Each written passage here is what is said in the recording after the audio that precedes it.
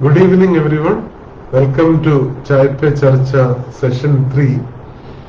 I want to thank everybody for the wonderful questions people have written. A lot of interesting questions have come over the last few days. Even if the fact that this thing is on this Friday was given only on Wednesday, but I'm happy that a lot of interesting things have come. So one is that the first question, can a design really be classified as outdated or updated? So sometimes as the technology moves from one point to another, as new developments happen, it forces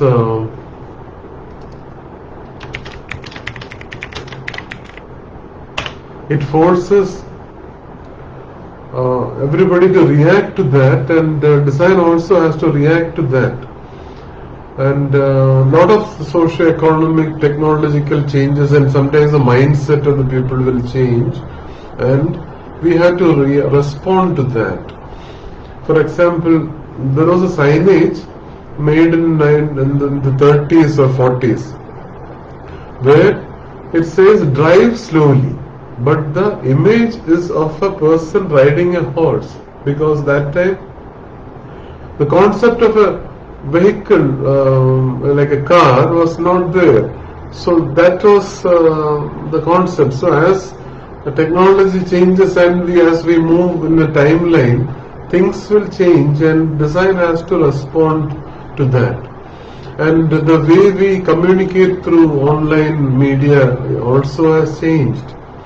The way we had discussions or things or a lecture put online was not the same as we did 10 years back, because now people don't have that kind of attention span to sit and listen to something for an hour or so.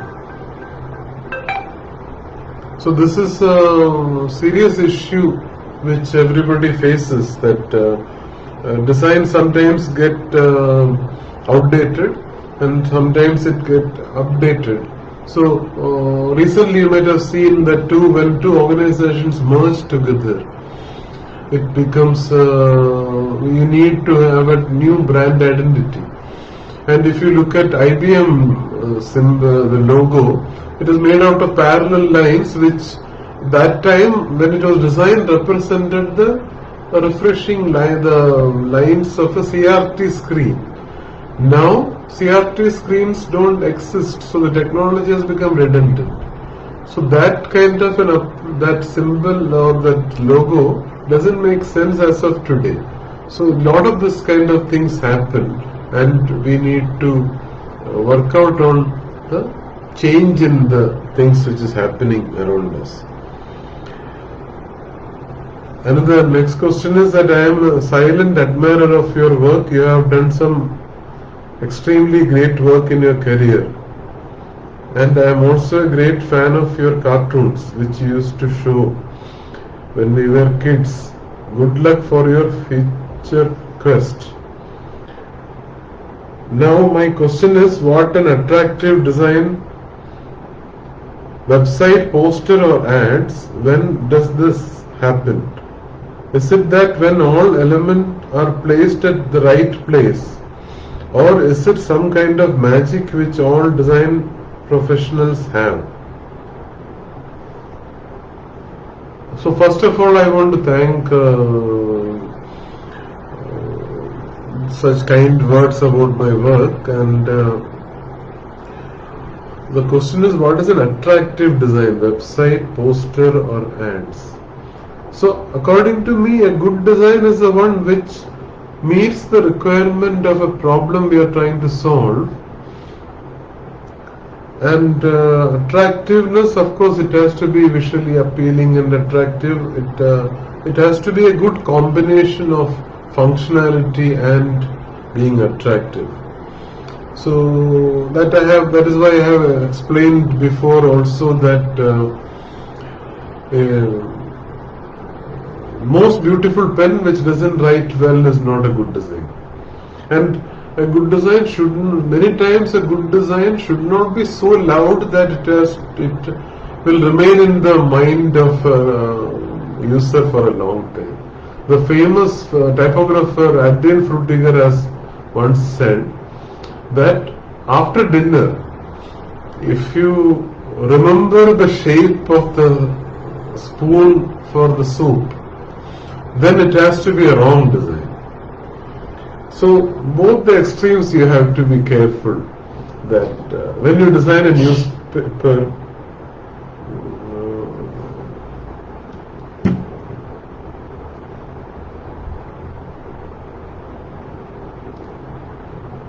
I'm sorry, there has to be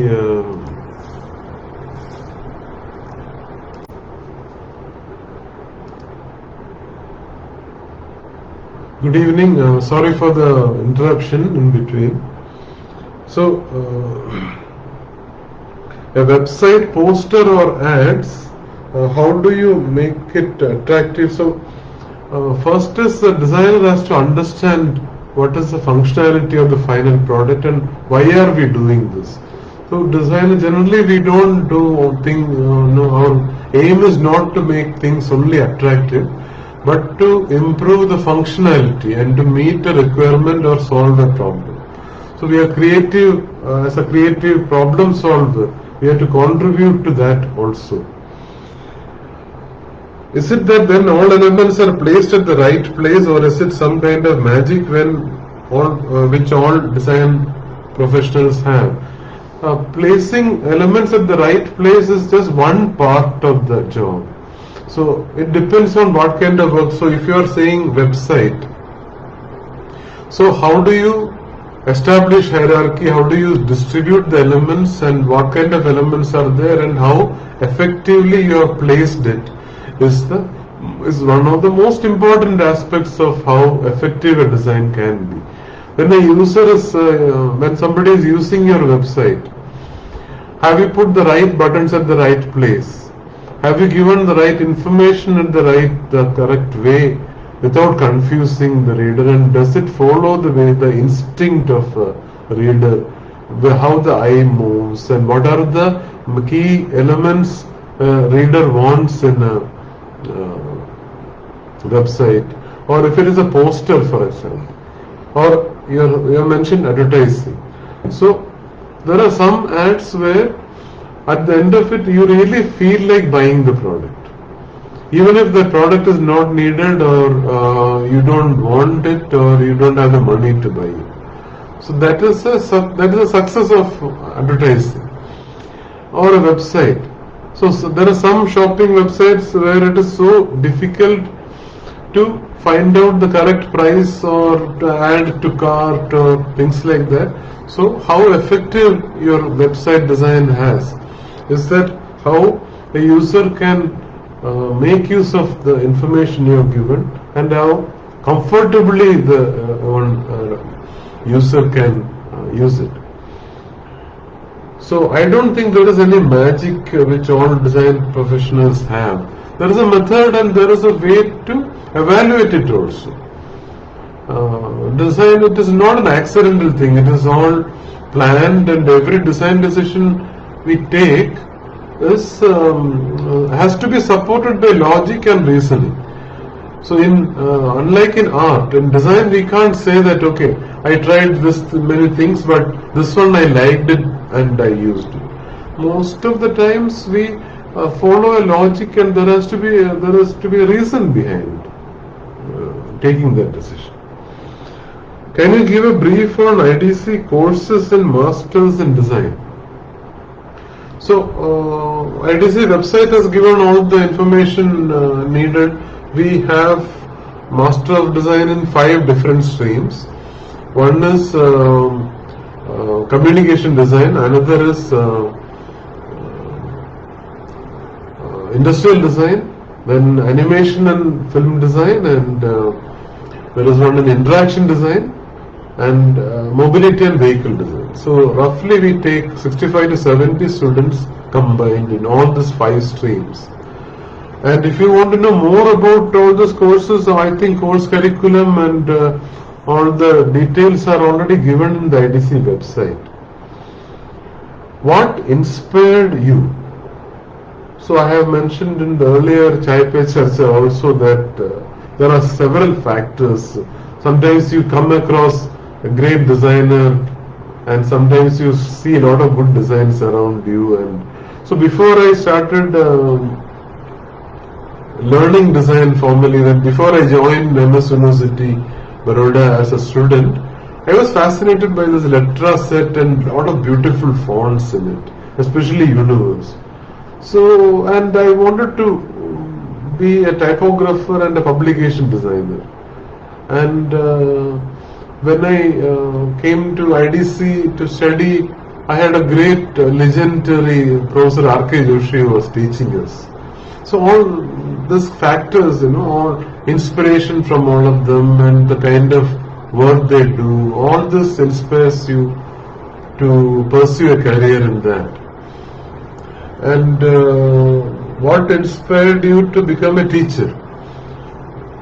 It was a very sudden decision, but the thing is, my mother is a teacher, and I found it very interesting that it is a noble profession and you are giving knowledge to people. And when the students, after the class is over, when you see enlightened or happy faces leaving the classroom, and sometimes it reflects in their work in the next few days, then you feel so nice.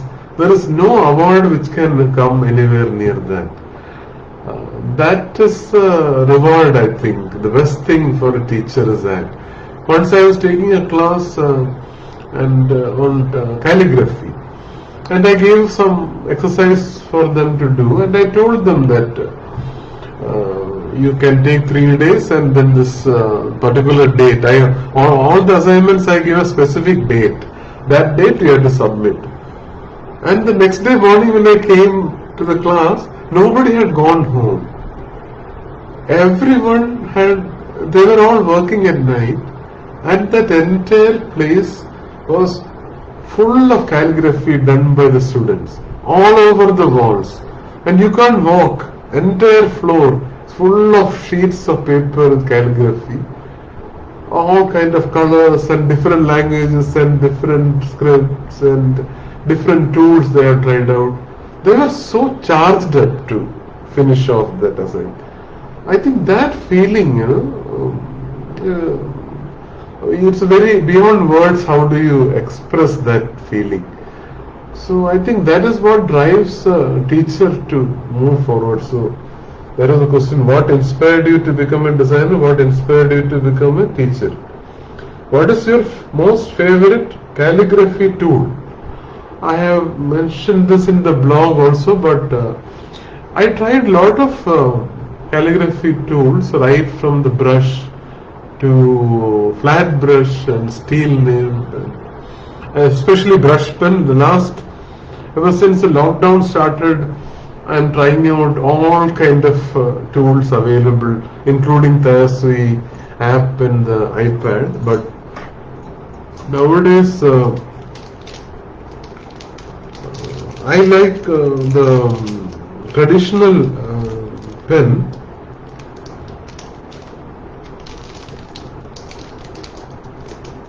So I will show you. This is the traditional pen. You can dip and you can have to dip in ink and then use it. So this is how it looks like. So it has got a metal part nib here, and in between there is a space for so ink gets filled up there, and you have to dip and use it. So this is something similar.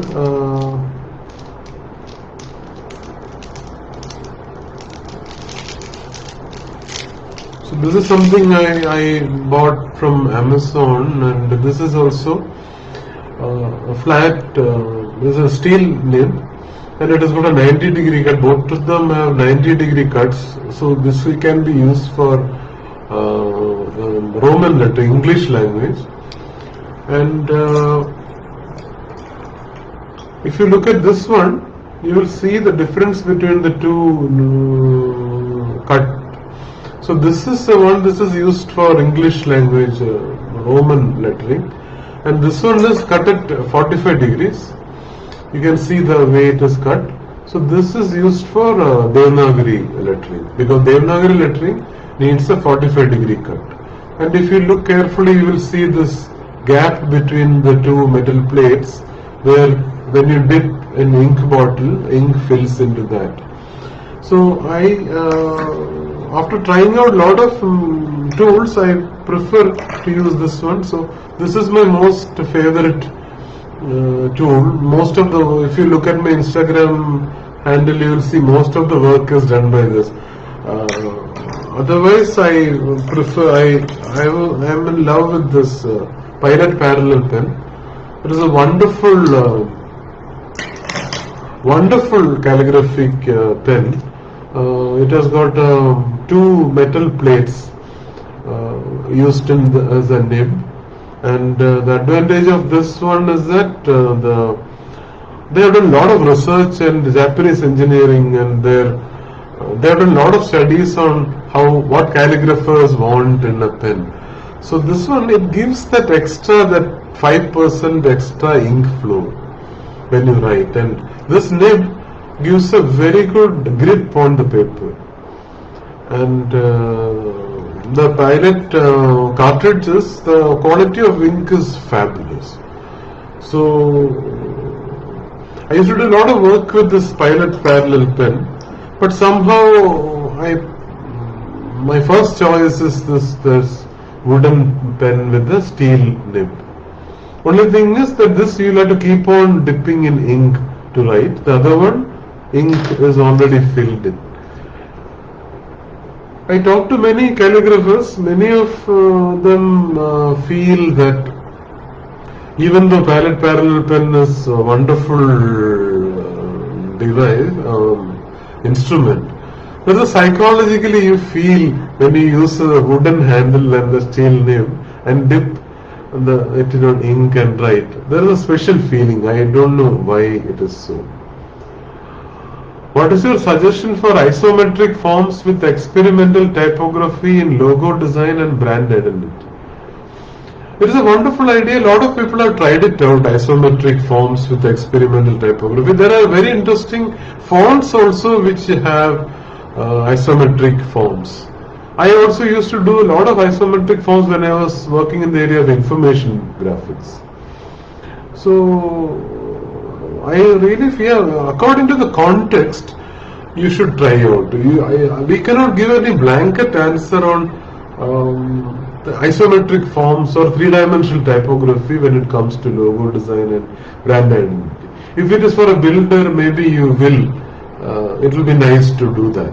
But for something with performing arts or singing, it will not. So it depends on the context whether isometric forms with experimental typography will work in a logo design or not. It depends on what is the meaning of the word and the context of what you do. Before you do calligraphy, how do you select the tools, paper, colors, etc.? So most of the time I can answer on my personal experiences that many times we do with a specific context.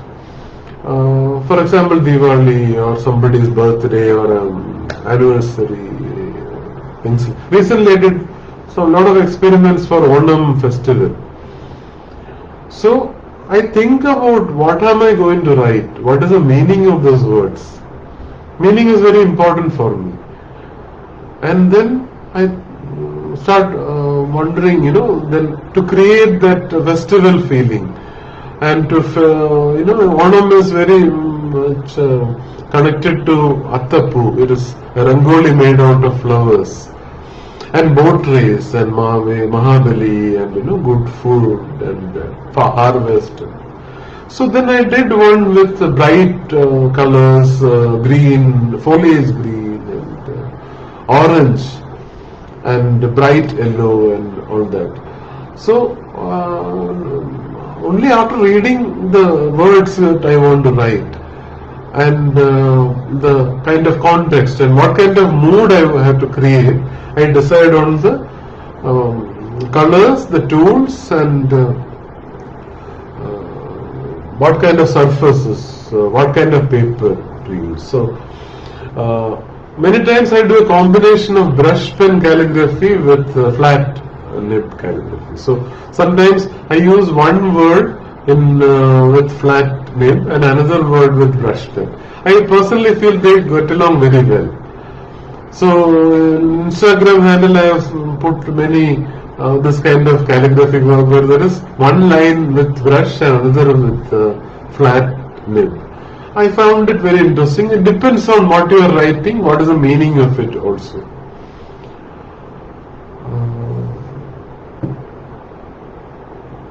Colors also, I select the colors according to the word and what meaning it has. I want to learn calligraphy. Please tell us what are the requirements or qualities to become a good calligrapher.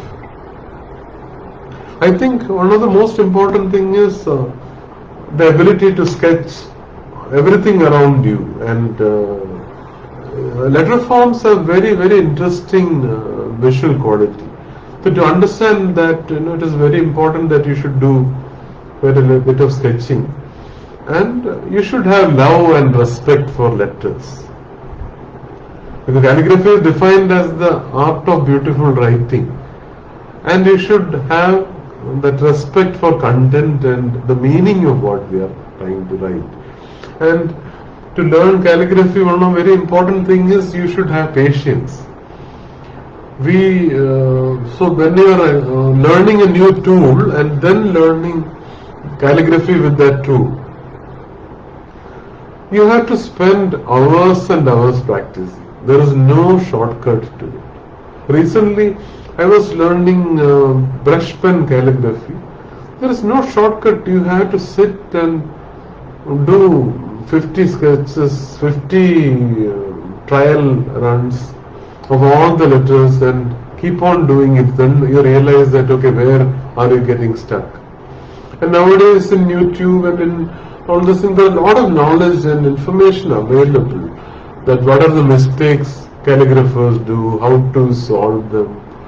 The great calligrapher Hermann Saff once said, after 15 years of professional calligraphy, he realized that the angle in which he holds the pen was wrong, and he had to start all over again.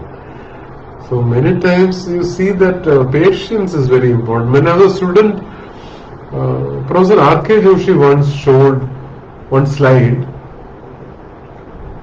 I still remember that a black and white slide with a circle drawn with a brush.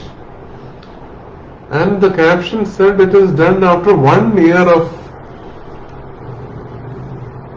internship with a Japanese calligrapher. So for 1 year he gave only this exercise to a student. Hold the brush and draw a circle on a sheet of paper. That's it. For 1 year to get the hand right.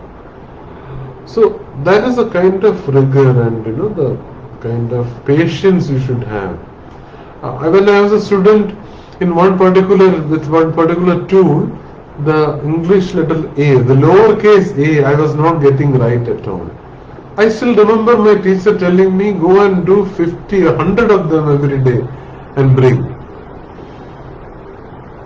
And then I had to sit and do it.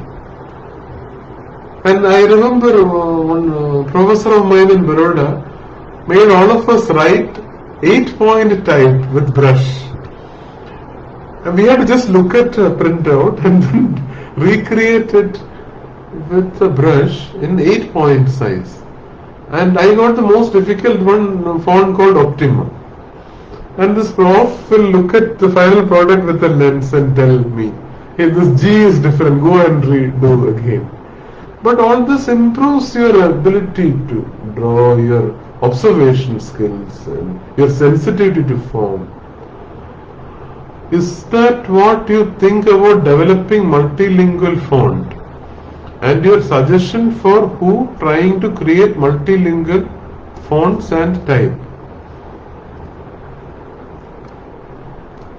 So multilingual font, it is a very interesting thing that as technology moves and when we are looking at multilingual communication, it is a very important necessity to have multilingual fonts. A lot of people are working on that area, and I am very happy to see that, because then there is a good visual harmony between them.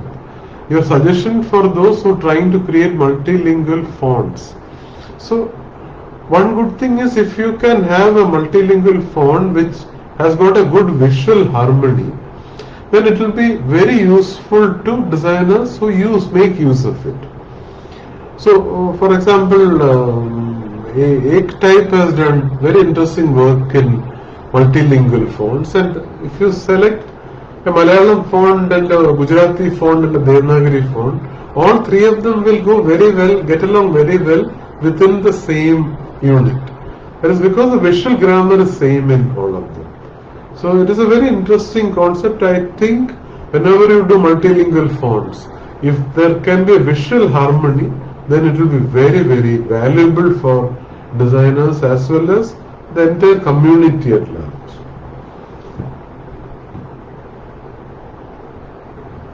Please name a few corporate symbols which impressed you the most.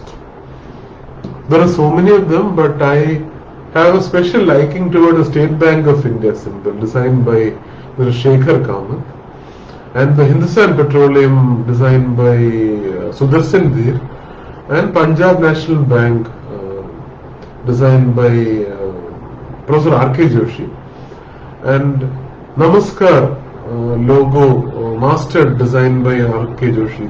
It is one of my all-time favorites. And Professor R.K. Joshi has done a very nice logo for Chimanlal with very, very large ascenders and very small X height. I found it beautiful. I am a big fan of all these three of them, and this three are I always feel very nice. Recently, I have heard a lot about Sri Shekhar Kamath. Recently, I got a chance to get in touch with him and become friends in Facebook and chat with him. And I recently started a new WhatsApp group for typography enthusiasts, and we have started a new society called the Typography Society of India. We are in the process of registering. So we conduct this kind of talks alternate Saturdays evening through Google Meet or Zoom and all that. So in that I invited Shekhar Kamath sir, he is the one who designed the State Bank of India symbol, and that is one of the rare symbols which have withstood the passage of time. It has not been redesigned in the last 50 years or so. It is being used, and it is one of the most brilliant symbols I have ever seen. So he gave a very interesting talk. He is now settled in Australia. That time he was a faculty member in NID Ahmedabad when he designed this State Bank of India. And Sudarshan Dheer was a very good friend of mine. He designed the Hindustan Petroleum symbol, and I found it very interesting, the abstraction through which he has done the spouting of oil from the earth. Very interesting work he has done. And Professor R.K. Joshi, all the symbols he has done, I think each one is a landmark. But Punjab National Bank is a very interesting one. That circle within the bowl of pearl, the feeling of security, and very, very interesting work. What story would inspire you? If you were to create your own story through a thematic calligraphy script,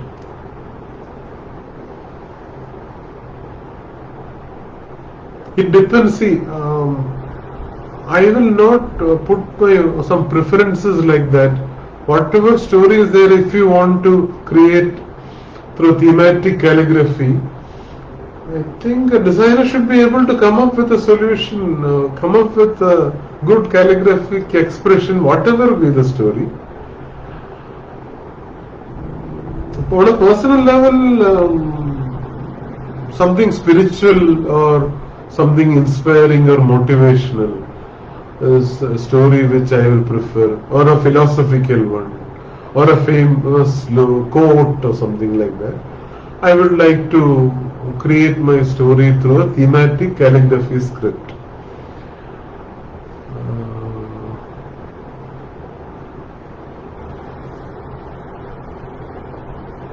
Is there any event or conference where calligraphy enthusiasts can meet? So, Achyut Pala, one of the most famous calligraphers in India, he has been conducting a very interesting conference called CalliFest in different parts of Maharashtra he has done. That is one interesting event. I have been part of all of them. I was a speaker, I have given demonstration and all that. It is a wonderful, he invites a lot of calligraphers from different languages to come there and talk and give a demonstration also. And Mr. Narayana Bhattadari is one of the finest master calligraphers in Kerala. He has started a Kachatadava Foundation in Trivandrum, and last December he was the first calligraphy conference he organized in Kerala. So I was a part of that also, and I was a speaker also, and my work was exhibited in that also, and I felt very happy. One is my hometown, Trivandrum, and there I could meet. He had invited people from different parts of India, and we could all meet each other, exchange notes, and and during the exhibition we could see a lot of interesting work, and we could meet the person who has done it. So a lot of people came and asked me, how did you manage to do one particular calligraphy I had done without lifting the pen?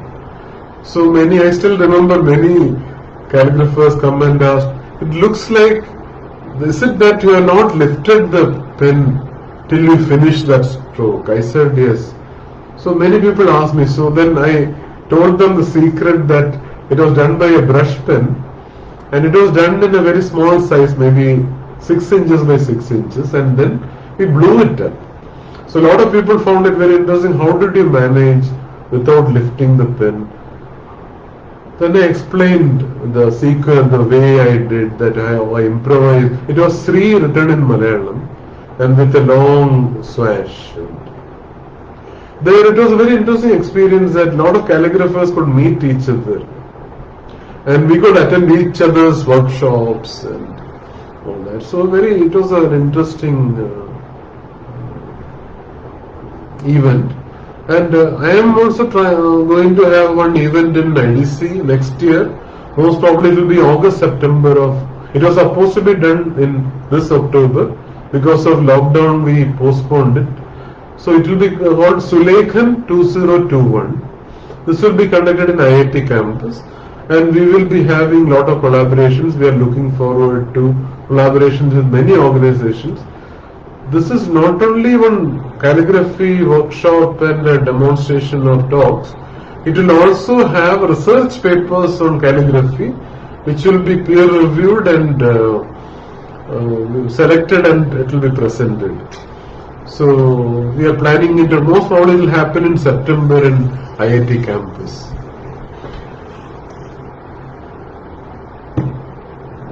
Can you share your experience in publication design in which something specific you designed has given you appreciation? So there are a lot of work in publication has given me appreciation, but thankfully I don't remember many of them. But one I can remember is that I was working for this magazine called The Intelligent Investor, and there was a very big cover story on big stocks. And because it is the title of the cover story was Big Stocks, our photographer went and took some wonderful photographs of elephants and brought. We were planning to keep it as a double spread one elephant. Big elephant is about touching the borders of the page. Somehow I had this feeling that big stocks and elephant is like done to death. And so just I was being very naughty. I just thought, okay, can we do something typographical about it? So without telling the editor or without telling the photographer, the culture there that time was that the associate editor, photographer and art director, three of us will sit and design the pages. But I took a break for half an hour and I told them, just give me half an hour, I'll do something else. And somehow it was a gut feeling. So I wrote this letter big in so big size that it fits into the around 90% of a double spread. And I put the elephant, I made a cutout of the elephant from that photo and made it so small and made him sit on that bar of G, uppercase G. So if you people are interested in seeing it, if you can go to my blog, there will be one link to portfolio, and in that you will see this particular page, big. So that double spread had this word big written very, very big size, and Helvetica hairline, very thin font was used for that. And then I used that elephant very small. So the funda was that the headline, the big is so big that the elephant is so small in front of it. That was a big hit, literally a big hit. Even months after that was published, people used to tell me, and many of my lectures when I show this, people used to tell me that it was a wonderful design. I am very proud of it. And later when I joined IIT as a faculty, I showed this to R.K. Joshi sir, and once he came as a guest lecture, for a guest lecture there. And I took his autograph in that page, I still remember that. So I am very proud of that particular one. Another is that in publication design, I am very proud of the work I did for Chip magazine as well as Chandamama. In Chandamama, after the new design launch happened after 2-3 issues, when I was reading up the letters sent by children, I felt very nice that lot of children wrote that they liked the new look and the white space and the clarity and all that. So, what do you think about using calligraphy as medium for fine art, and this design can be used for it? I am not very clear about the question. Illustrator Piyush, how to join the workshop, if I am not wrong, which is going to happen in IIT campus. So this will be next year in August or September, that time. So we will put it in the website, and you can always check the IDC website, will have all the details. And later also you can search for Sulekhan 2021. We have not registered the website, but we have enough time. So if you search for Sulekhan 2021, you will get to know all the details about the workshop. There will be special discount for students and special workshops meant for students who are interested in calligraphy. Some of the great masters will be taking the workshops at that time, and it will be online, so you can register online and come. And you can also send your, we will be inviting paper proposals. All the design researchers can send thanks for sharing best wishes. So thank you very much, Venki, for your best wishes. Madhavan, what do you think was the biggest milestone in designing calligraphy during the last 10 years? These are two different things. Milestone in designing is very different, and milestone in calligraphy is different. I think that the last 5 years has made a big difference in the way calligraphy is perceived and how younger generation is using it. The last 5 to 8 years has been a drastic improvement in the number of youngsters who are coming to calligraphy and doing excellent work. So if you look at social media, Instagram and all that, it is really heartwarming that young students are doing some wonderful work, unbelievable and really great work. I realized 2 days back I was looking at Instagram and saw some wonderful work. Our country is full of geniuses. Only thing is we need to, unveil them and appreciate them. So why we started Typography Day was to encourage our youngsters to take up calligraphy, typography and font design. I think there was, even being modest, I think this conference has made a lot of difference to youngsters who are taking this up.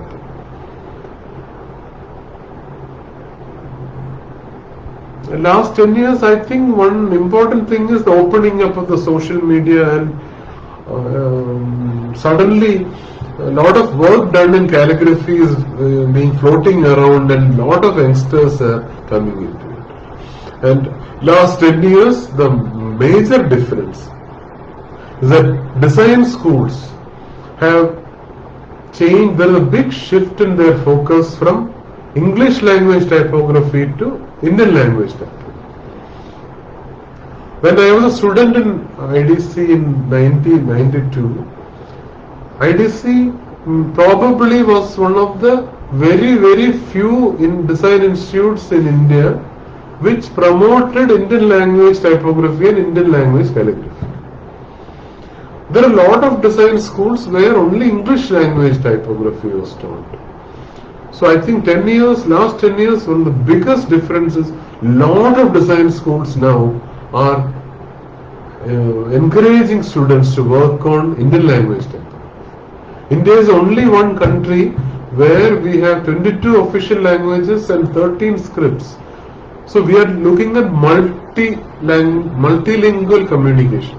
No other country has this problem. If you look at Tirupati, Mahendra Patel sir has worked on the Sinai system he has designed the Sinai system for Tirupati temple complex. So there are so many languages he had to work on. So there is Hindi, there is English, there is Telugu, Kannada, all those things are there. So no other country has this. A lot of designers abroad were telling me, no other country has this problem, this challenge in front of wayfinding and signage designer. That you have to look at so many languages, and how do you design a signage in multiple languages. So it is very important that our design institutes give importance to it. If we don't encourage our students to do Indian language typography, which institute will do it?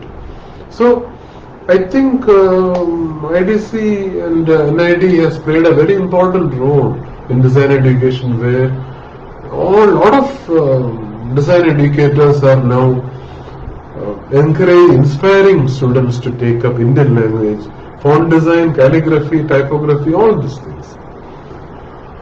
How lettering, calligraphy and typography related to each other?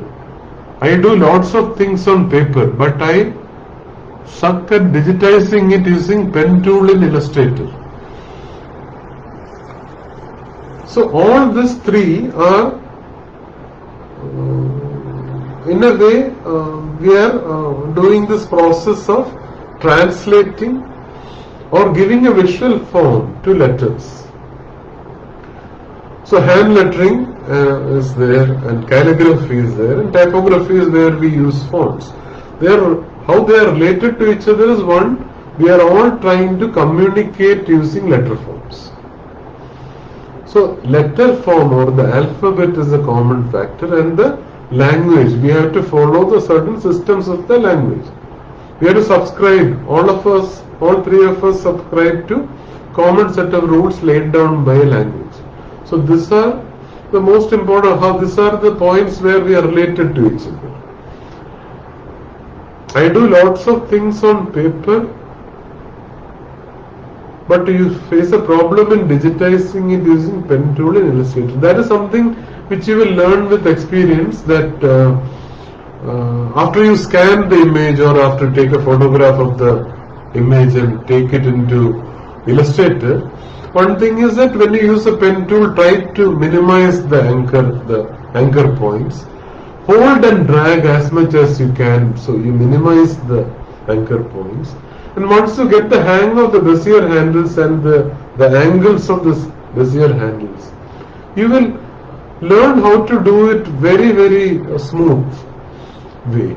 And there are a lot of tutorials available. I don't think it is a problem at all. So you can learn fast. So I also had this issue. So when I was a student, I still remember another student came and told me that hold and drag is a very important part when you use the pen tool in Illustrator. Calligraphy I do it on paper. I don't make it into vector at all. So Piyush, I am not very clear about your question. If you are okay, digital calligraphy you are asking, I don't do much. I used to do a lot of some work with Apple Pencil on the iPad. The IAMUC is that soft app in iPad. But I feel, I don't know, personally I feel the feeling of the nib dipped in ink on paper is a very different feeling. So I don't do much on digital, but sometimes using a vacuum tablet and a pen, I use it instead of a mouse. So sometimes I do, but traditional calligraphy on paper, I feel that nothing can go anywhere near that. When you design a page in a magazine, what process do you follow? In a magazine, whenever I design something, first thing is if the editor is available or the person who wrote the story is available, I have a chat with that person or try to understand what exactly is the content of that. And most of the time, I will ask for a Word file or a printout. I read it first. Maybe around half an hour or 15 minutes or something, depending on the tightness of the time schedule. I read it and try to understand as much as possible. In Chip magazine, it was mandatory that before even the person writes the story, he has to give a kind of a chart-like thing about the structure of the story he is planning, how many boxes, how many graphs, how many photographs, what will be there in that story. So all of us were very clued in on what to expect. After that, I think about what are the elements. Sometimes the writer will already, they might have given you a photograph or an illustration is already done, or some of the things which you are there. Then I try to think about how do you present it in a particular grid structure and how the design can do justice to the meaning and the context of the particular. It is, for example, it is about an obituary about a person who passed away, and I try to create a gloomy feeling or a grey color, very soft colors and black headlines and things like that. So that is how I do, and then sometimes if a lot of photographs are, then I will select accordingly. And headline fonts, if there are things which are flexible, if we can select from a range, I try to select a font which will do justice to the headline given. Or I will select a font which is very silent and it will just convey the title of the story. Can you talk? I mostly attach 2 pencils and do it with that. Yes, I also do. Many times I attach 2 6B pencils with a rubber band and do.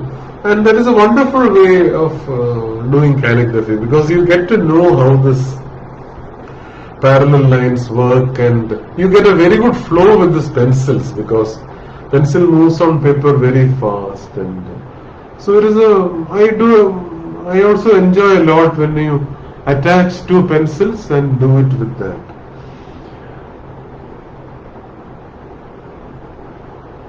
Which is your favorite Devanagari typeface?